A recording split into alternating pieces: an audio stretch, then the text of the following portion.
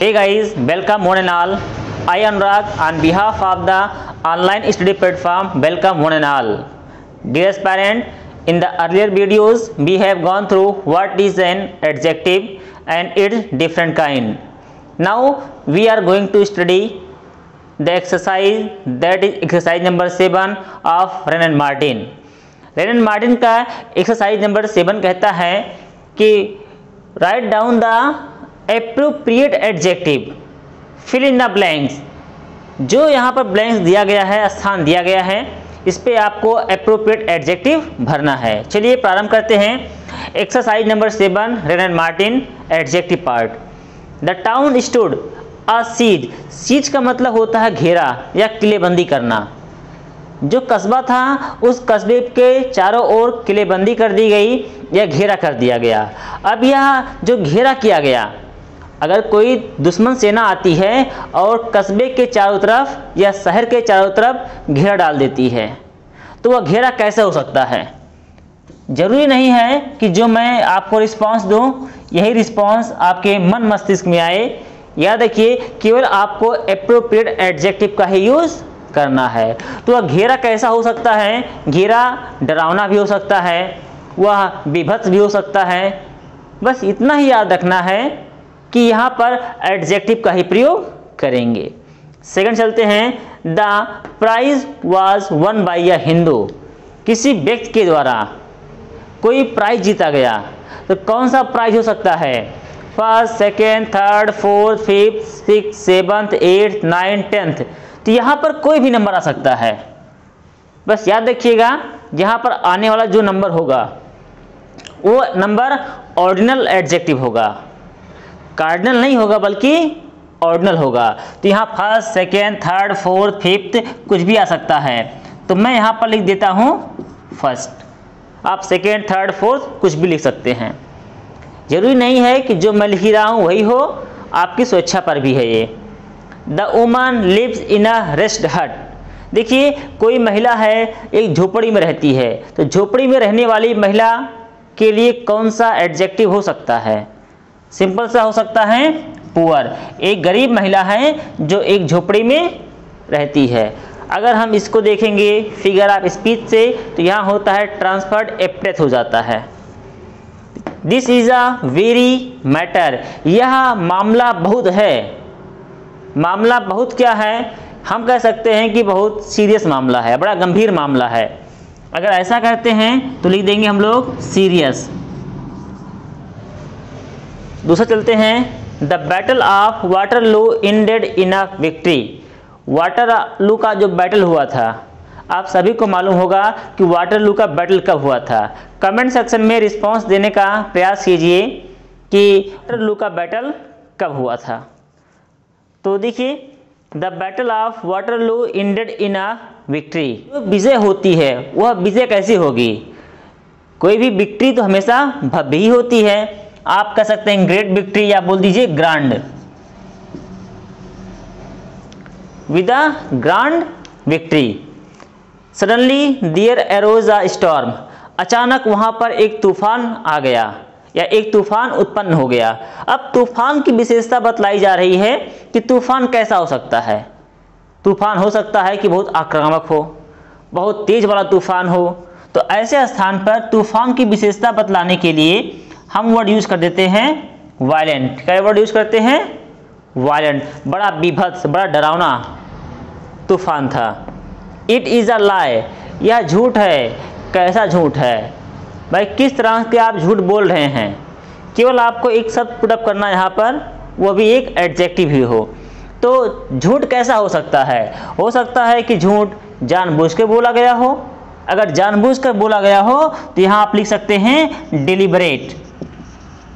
क्या लिख सकते हैं? डिलिबरेट लिख सकते हैं। जानबूझ के बोल रहे हैं तो कुछ भी कर सकते हैं आप। द टाइडिंग्स, टाइडिंग्स में समाचार होता है। Were a heavy blow to the old man. बूढ़ा व्यक्ति जो था, वृद्ध व्यक्ति जो था, उसने जब समाचार सुना उसके लिए बड़ा दुख हुआ। तो समाचार कौन सा सुनेगा कि उसको दुख हो जाएगा? सिंपल सी बात है, अगर वो सैड समाचार सुनेगा, सैड न्यूज़ सुनेगा, तभी उसका दिल भारी हो जाएगा। दिल मतलब हृदय उसका भारी हो जाएगा। तो समाचार कैसे हो सकता है? यह समाचार हो सकता है कि दुखद हो। हियर इज ₹50, यह लो 50 रुपया लो, पे द फेयर, किराया दे दो, एंड कीप द मनी, और मनी रख लो। सिंपल सी बात है, अगर 50 रुपये का आप नोट किसी टैक्सी वाले को दे रहे हैं तो टैक्सी वाले को देंगे तो कुछ आपको वापस कर देगा, तो जो वापस करेगा उसको बोल देंगे रिमेनिंग। तो ये आपका हो जाएगा रिमेनिंग मनी। क्या हो जाएगा? Remaining money. जो पैसा बच गया उसको आप रख लीजिए। His reading is of a very range, उसका जो पठन पाठन है, जो रेंज है पढ़ने का, वेरी रेंज। रेंज क्या है? सिंपल सी बात है, बड़ा विस्तृत रेंज होगा, बड़ा विशाल रेंज होगा। उसके लिए हम लोग कह सकते हैं with a wide range.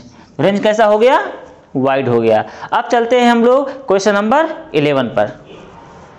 The injured man wants advice. Injured man, injured का मतलब होता है घायल। अब कोई व्यक्ति घायल हो गया है और वह चाहता है एडवाइस, तो घायल व्यक्ति किस तरह का एडवाइस चाहता होगा? अगर किसी व्यक्ति को चोट लग गई है तो वह एडवाइस कैसा चाहेगा? एक सिंपल सा तर्क है कि वह मेडिकल एडवाइस ही चाहेगा। तो अब यहाँ पर कर सकते हैं कि इंजर्ड व्यक्ति जो है वह मेडिकल एडवाइस चाहता है, क्योंकि उसको अब प्रिक्योरमेंट चाहिए ना। अब वो सोच रहा है कैसे मैं ठीक हो जाऊं, इसलिए हम लोग लिख सकते हैं यहाँ पर कि मेडिकल एडवाइस। याद देखिए, जो भी वर्ड लिखे जाएंगे वो सभी एडजेक्टिव ही रहेंगे। You can not have it, आप इसे नहीं रख सकते हैं। वेज, वेज मीन्स तरीके से, आप किस तरीके से इसको नहीं रख सकते हैं? हम ये कह सकते हैं कि हम इसे दोनों तरीके से नहीं रख सकते हैं। तो यहाँ हो जाएगा आपका बोथ। इंडिया एक्सपेक्ट, भारत या हर कोई व्यक्ति, हर भारतीय यह उम्मीद रखता है, यह आशा रखता है, man to do his duty, कि हर आदमी, प्रत्येक व्यक्ति अपना कार्य, हर कोई अपना कर्तव्य करेगा। The bird catches the worm, देखिए जो ईडियम या फ्रेज होते हैं या जो पेटेंट लाइनें हैं उस पर हम कोई चेंज नहीं करते हैं। इसको लिखते हैं द अर्ली बर्ड। क्या होता है? The early bird. Have you any reason to give, क्या आपके पास कोई तर्क है देने के लिए? तो कौन सा तर्क?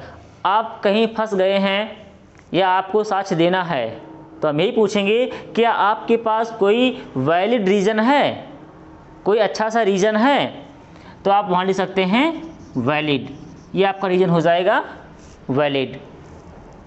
Anxiety has undermined his health, एक व्यक्ति है जो काफ़ी समय से चिंतित है, चिंतित रहने के पश्चात उसकी हेल्थ डिटेरियोरेट हो गई है, कम हो गई है। तो ऐसी चिंता कैसी हो सकती है? हो सकता है कि वह व्यक्ति काफ़ी समय से चिंतित रह चुका हो या चिंतित रह रहा हो, इसलिए यहाँ पर हम लिख सकते हैं कांस्टेंट। क्या लिख सकते हैं? Constant. There were riots in places, riots हो गए। अभी फार्मर्स प्रोटेस्ट हो रहा है न्यू दिल्ली में, दिल्ली में, या इसके पहले अभी एनआरसी जब लागू होने की बात हुई थी तो वहाँ पर भी प्रोटेस्ट हो रहा था। तो प्रोटेस्ट कई स्थानों पर हो रहे हैं, प्रोटेस्ट कई स्थानों पर अगर मिल गया। देयर वर, देखिए वर का मतलब होता है थे, यह हो गया प्लूरल। रायट्स, रायट्स हो रहे थे, कहाँ पर हो रहे थे? प्लेसेस। सिंपल सी बात है, आप मान लेंगे सेवरल प्लेसेस। रायट्स कहाँ हो रहे थे? कई स्थानों पर। And man will not reason calmly, देखिए कामली मतलब हो शांत व्यक्ति, शांत के साथ। रीजन मतलब तर्क देना। कोई कौन सा व्यक्ति होगा जो शांति के साथ तर्क नहीं देगा? एक गुस्साया हुआ आदमी, एक क्रोधित व्यक्ति हो सकता है। इसका मतलब एन एंग्री, क्योंकि यहाँ लिखा हुआ है एन, तो ऑवेल से ही प्रारंभ होगा आपका, तो हो गया एन एंग्री मैन।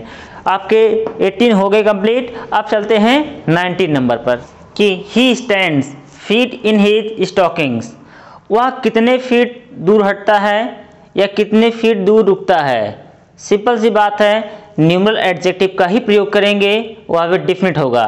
तो कितने फीट हो सकता है, 1 2 3 4 5 6, आप कुछ भी लिख दीजिए। मैं लिख देता हूँ 4 फीट। कितना हो जाएगा, 4 फीट। आप 4 5 6 7 8 कुछ भी लिख सकते हैं। Nelson one for himself fame. Nelson Mandela की बात हो रही है यहाँ पर, साउथ अफ्रीका के राष्ट्रपति जो इसमें अब नहीं हैं, पहले थे। नेल्सन मंडेला जी के बारे में बात हो रही है। उन्होंने प्रसिद्धि कैसी पाली, नेल्सन मंडेला जी ने कैसी प्रसिद्धि पाई या एक ऐसी प्रसिद्धि पाली जो शाश्वत है या बहुत ही अधिक मानते हैं। तो इसके लिए मैं एक एडजेक्टिव लिख देता हूँ, वो आपका हो जाएगा जैसे इटर्नल। आवश्यक नहीं है कि आप भी यही एडजेक्टिव लिखें, आपको जो सुटेबल लग सकता है आप वह भी लिख सकते हैं। आई हैव नो कैश, मेरे पास कैश नहीं है, कुछ भी नहीं है, देखो हाथ भी खाली है। तो कैश कैसा नहीं है, आप कह सकते हैं रेडी नहीं है। I have no ready cash, मेरे पास कैश नहीं है, कुछ भी कह सकते हैं आप, जो भी आपको हो सके, लेकिन एडजेक्टिव ही रहेगा। ही ऑलवेज वॉक्स विद आ, वह हमेशा चलता है, टहलता है। और कैसे कदम से, हो सकता है बड़े हल्के कदमों से, हो सकता है बड़े भारी कदमों के साथ चलता हो। तो उसके कदम की विशेषता यहाँ बतलानी है कि कैसे कदमों से चलता है। तो आप कह सकते हैं यहाँ पर हैवी स्टेप्स। कैसे हो सकता है, heavy steps. Errors are no easily corrected, ऐसी गलतियाँ जो हैं जल्द से सुधारी नहीं जा सकती हैं। ऐसी गलतियाँ जल्द से सुधारी नहीं जा सकती हैं। तो कैसी गलतियाँ, हम मान लेते हैं ऐसी गलतियाँ, तो हो जाएगा सच एरर्स। ग्रेव एरर्स जो होते हैं या सीरियस जो होते हैं। Every cloud has a lining, देखिए ये तो सबको मालूम है कि every cloud has a silver lining, ये तो एक पेटेंट लाइन ही है। He was a man of ambition, कोई भी व्यक्ति एम्बिशस होता है, महत्वाकांक्षी होता है। तो महत्वाकांक्षी अपने आप में ही हो जाता है कि बड़ा महत्वाकांक्षा उसके पास होगा। तो वहाँ हम लिख सकते हैं great ambition, he has a great ambition. He was लिसेंड, उसे सुना जाता था। तो उसको इन साइलेंस, जब शांति होगी तभी आप किसी की बात को सुन पाएंगे। तो उसको सुना जाता था कैसे, कंप्लीट साइलेंस में। आप यहाँ लिख सकते हैं कि जब साइलेंस बहुत ठीक ठाक हो या कंप्लीट साइलेंस हो, तभी आप किसी की बातों को सुन पाएंगे। प्यारे दोस्तों, एक्सरसाइज नंबर 8 के लिए आप बने रहिएगा। आप सभी को बहुत बहुत धन्यवाद।